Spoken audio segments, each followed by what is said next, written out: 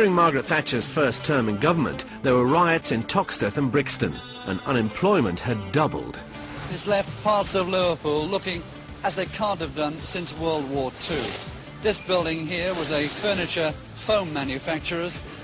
Just take a look at it now.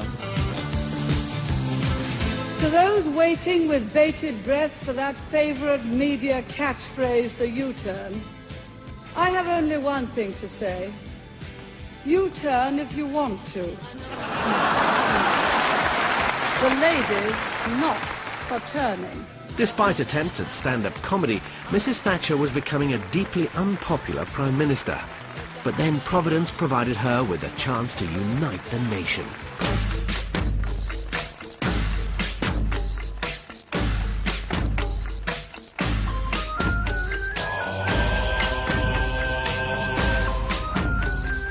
In 1982, Britain went to war with Argentina over sovereignty of the Falkland Islands.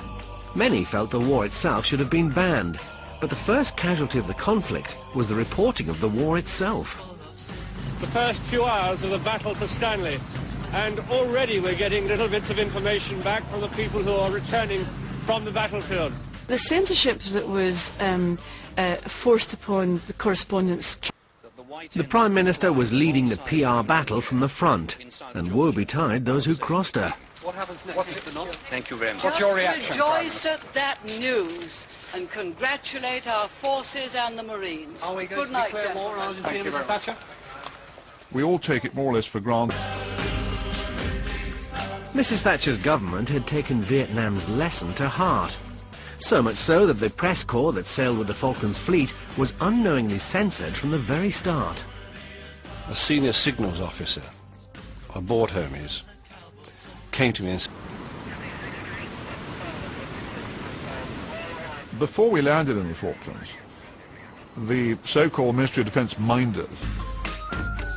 On the 4th of May, barely a month into the conflict, an Argentinian Exocet missile hit HMS Sheffield. The missile blasted a hole in the ship and caused massive casualties, but the press were kept firmly at arm's length. Action stations at 10 minutes past 1. There's a red alert. At 20 minutes past 2, we can just make out smoke. HMS Sheffield, one of our pickets, on the edge of the battle group, has taken a direct missile hit. She is on fire.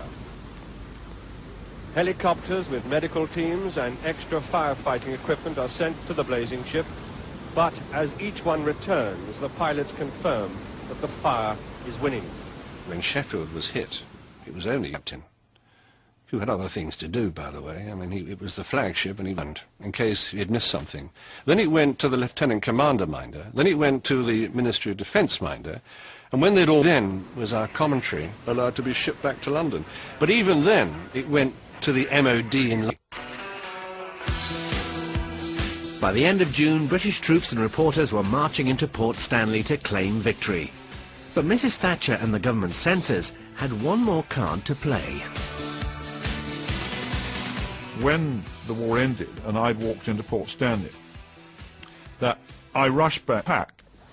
Well, that's how we heard the news at 5 to 4 on Monday, June the 14th, from an officer of the Gurkha Rifles, after what he'd heard over his radio from his own men overlooking Stanley. They're telling him that a white flag is flying over that town.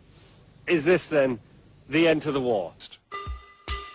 Talks are now in progress between General Menendez and our Deputy Commander, Brigadier Waters, about the surrender of the Argentine forces on East and West Falklands. Now, this was an abuse of censorship, but The Falklands swept away any mistrust. Margaret Thatcher rode a wave of patriotism that won her a second term in office. Now, because we've been lied to so many times and we've seen the effect that censorship can have. Do you think the ceasefire will help, Prime Minister? I believe so. I believe so. There's still one or two things. Just listen to everyone. I must go down and I can't believe there will ever again be a war remotely like the Falklands in which